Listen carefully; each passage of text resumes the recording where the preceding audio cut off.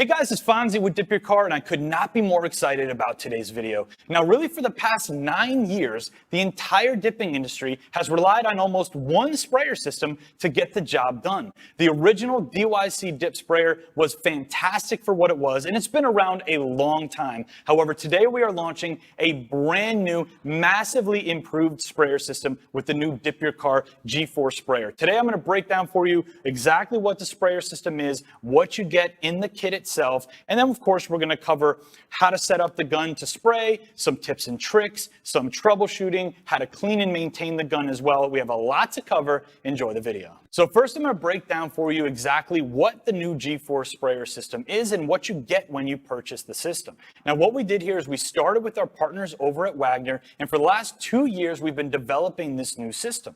And what we started with was an existing shell and form factor, basically gutted all the components and re-engineered all of those components specifically for our use and need at DipYourCar. So everything you see here, from the turbine itself, the spray gun, the air cap, the dip tip needle, the quick connect hose, everything here is exclusive to the DipYourCar G4 sprayer system.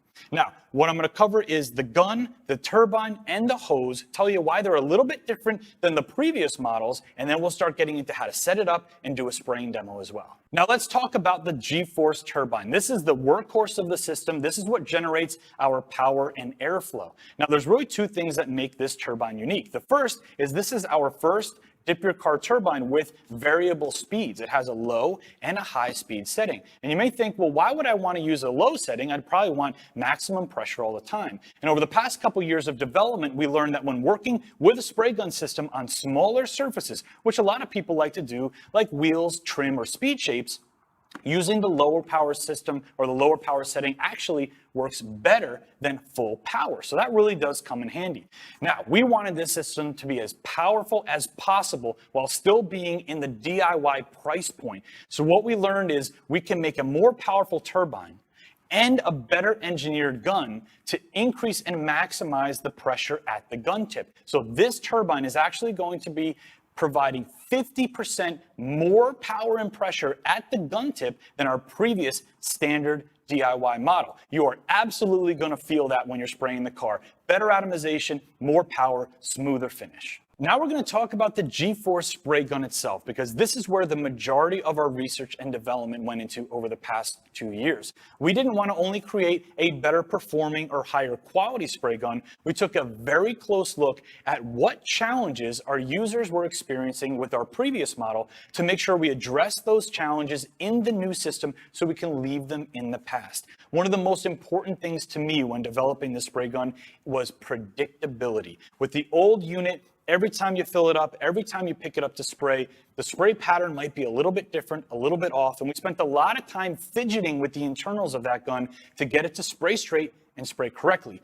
With this gun, we made a ton of changes with the internals, with the air cap, and with the needle itself to make sure that when you pick this gun up, it is much more predictable, much less variability. We want you to be able to fill this gun up, point, shoot, and repeat. You're absolutely going to get better results with less effort every time you use the G-Force gun. Now let's talk about the general setup of the G-Force spray gun when you're getting ready to spray for the first time. So your gun's not going to come fully assembled. It's going to look more like this. Now setup is very simple. You're going to take the front of the spray gun and you're going to plug in your paint straw to the bottom, and then you're going to press in that foam gasket all the way up. That's going to screw directly into the paint cup, but before that you've got the back handle. So you're actually going to insert this at a 90-degree angle and just rotate it until it clicks. Your gun is now fully assembled. Of course, you want to make sure your paint straw is straight and aiming down forward. And then you're going to load up your paint cup with dip, and you're going to screw it on nice and secure. Now, the front end of the gun has several components. Let me make sure that you are familiar with those components and that they're in the right order. So you're going to have the outer ring, you're going to have the air cap, then you've got this black nozzle here, and on the back of the nozzle, you're actually going to have an O-ring. You want to make sure that that black O-ring is sitting flush up against the edge of the nozzle there, and then you're going to press that all the way into the front of the gun until that's flush as well. Then, of course, goes the air cap and the outer ring. Now, when you're putting on the outer ring, you don't want to over tighten it. Just tighten it so it's nice and snug, and then make sure that your air cap is perfectly horizontal. That's going to give you that nice straight vertical spray pattern. Once that's ready to go, load it up and shoot. So now we know how to set up the G-Force spray gun. So when you're ready to spray, you've got your DYC G-Force turbine, you've got your hose. Of course, this portion of the hose, the smooth portion, is going to push right into the front of the turbine. You want to make sure it's nice and snug in there. You've got the quick connect at the end of the hose. You want to make sure that that's nice and tight on there. And then you're just going to snap it right into the back. And then as soon as you turn your turbine on, you want to push it all the way forward for the high setting when you're spraying a full car, one click forward when you want the low setting. And then you've got your product dial down here. The more that you screw it out and away from the trigger, the smaller your spray fan and your flow is going to be. And the closer to the trigger, the more open and larger your spray fan is going to be. This is going to be personal preference. I like to just put it a couple turns away from there, just so we can get about a 6 to 7 inch spray fan. We'll cover that a little bit more during the spray demo, and you're good to go. Now, one thing to note, the DYC G4 spray gun is compatible with previous dip sprayer turbine systems. So if you have the advanced turbine system and hose, this will click right onto that. This is a perfect upgrade for the advanced system. And if you have the previous standard dip sprayer system, this spray gun is also compatible with that one as well.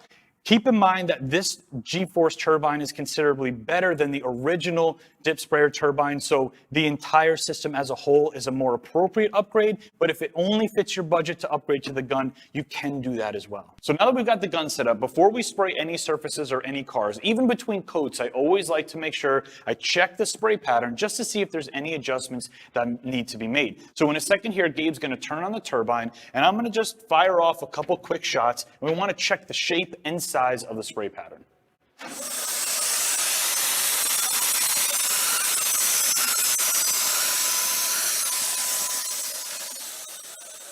So what we're looking for is making sure that we're nice and vertical, nice and tight. We don't have anything going haywire anywhere, and these look pretty darn good. So I'm gonna go ahead and start spraying a couple coats down here on the hood just to show you exactly how I'm moving, my speed, and my distance.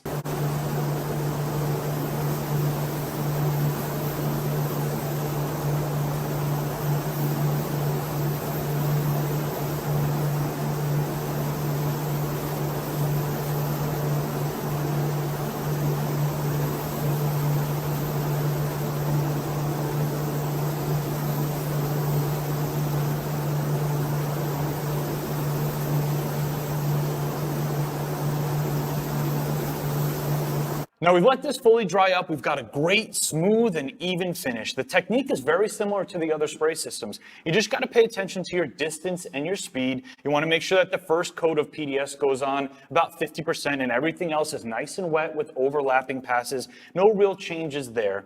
Now what I'm going to show you is how to clean the gun and maintain it in between coats, and then of course what to do with the gun after the project is complete.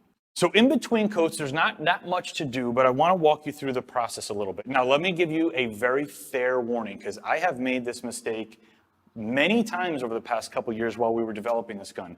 This gun is going to pressurize the paint cup in a way that the old guns did not.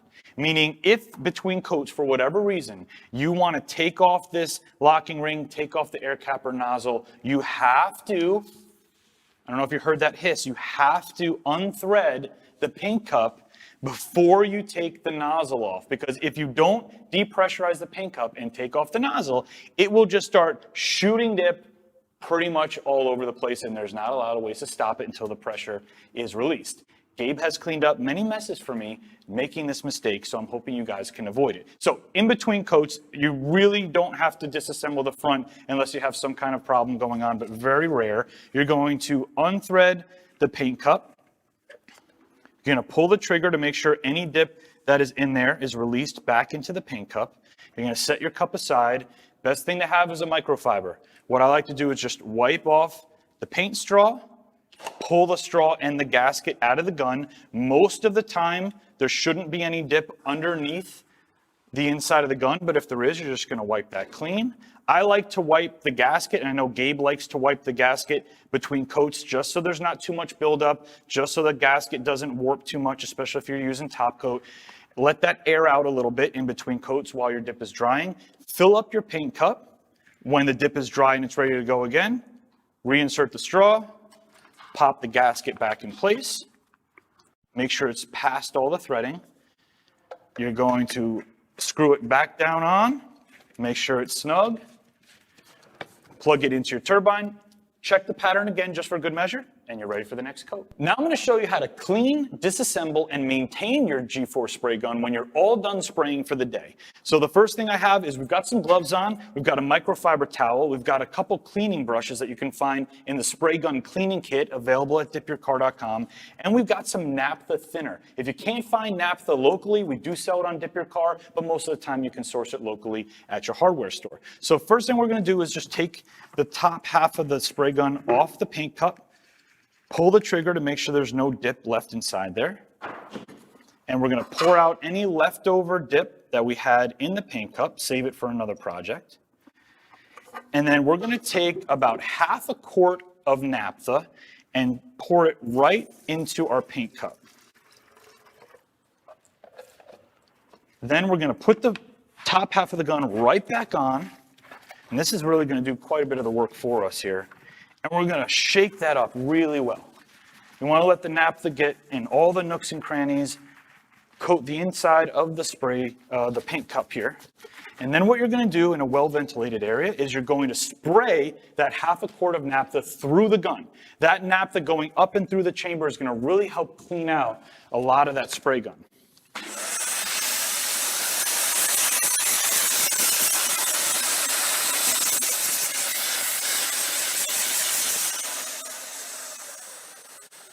Try to spray all the way through it.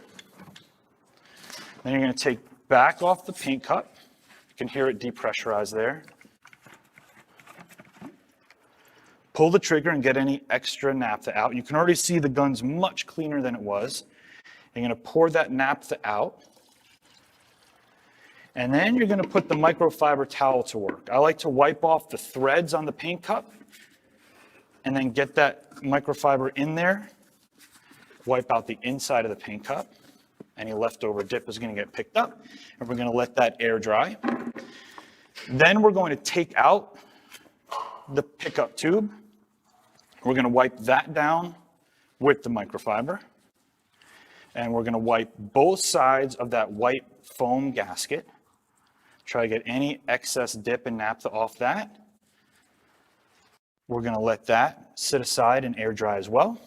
Now we're going to take off the locking ring.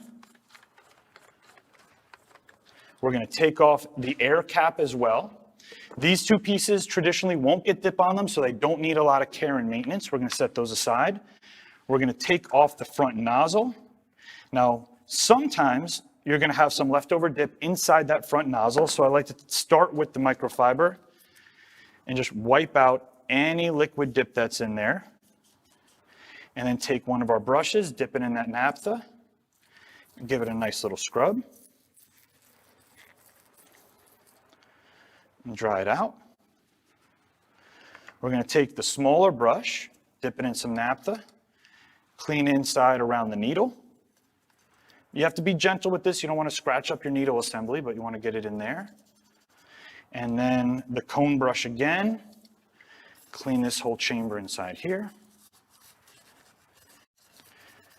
And then we're going to grab that small brush one more time, and we're going to clean out that breather hole. Make sure that breather hole right here on the side of the pickup tube is nice and clear. You can take the top brush part, and you can clean that there. And then what I like to do is remove this gasket from the pickup tube so that they can air dry individually, nice and clean. So I'm going to give this about an hour or so to air dry, let all the solvents evaporate, then I'm going to reassemble it, put it aside, and then it's ready for my next dip job. Now I'm going to walk you through some of the troubleshooting tips that you have to keep in mind when you're using this spray gun over time, because this is a very reliable unit, but of course there can be challenges that arise as you go. The first we're going to cover is this white foam gasket here. Let's just say that you're spraying glossy top coat and you leave the foam gasket saturated in the glossy top coat for too long and it swells too big and won't fit back in the underside of the gun properly. All you have to do is pop the white gasket down off of this little ridge here and off the pickup tube. Each one of the spray guns comes with a spare white gasket. You're going to slip it right up the pickup tube, and you're going to snap it right back in place on that groove, pop it right back in the gun, and you can continue spraying. Like I said, when the solvents evaporate on this one, it'll shrink right back down to size. The other thing that you want to keep in mind is also on the pickup tube, and that's the breather hole. There's a very small breather hole here that needs to remain clear in order for you to get the proper flow through the gun. So if you find yourself spraying with the gun and you see a restricted pattern size, it's shrinking down, or maybe you're getting some dry spray or you're not flowing and wetting out, check the pickup tube.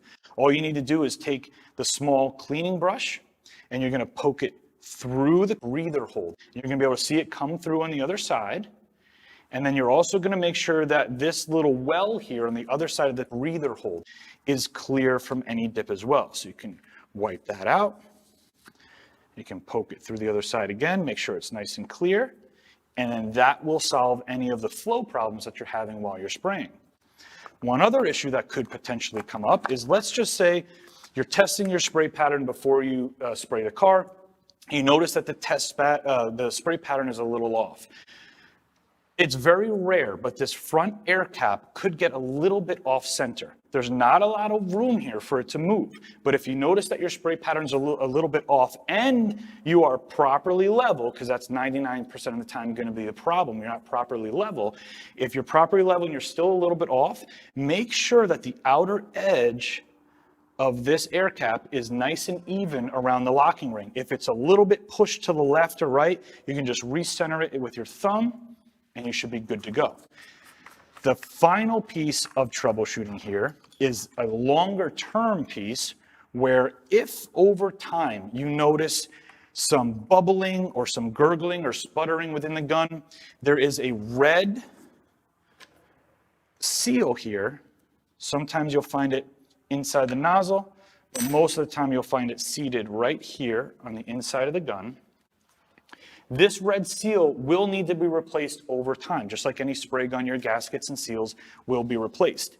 So this pops right off, and there is also an extra red needle seal or seal here in your spray guns as well. So it's going to be a while till you need to replace that, but over time you will replace it and it'll pop right off. Other than that, it's going to be very straightforward, very predictable. So that's everything you need to know about the brand new DipYourCar G4 sprayer unit. Again, you can buy the gun on its own if you already have an existing DipYourCar sprayer unit and you want to upgrade just the gun. You can get the gun and the turbine together with the hose, or for an advanced user looking for the most performance, you can get the brand new gun with the advanced stage 3 turbine as well. They're all available on DipYourCar.com. If you have any questions, the customer service team is always there, ready to help. I'm so excited about this unit. Thank you so much for being patient. I know it took a lot of time to get here, but the wait was surely worth it. It's Fonzie. I'll see you guys on the next video.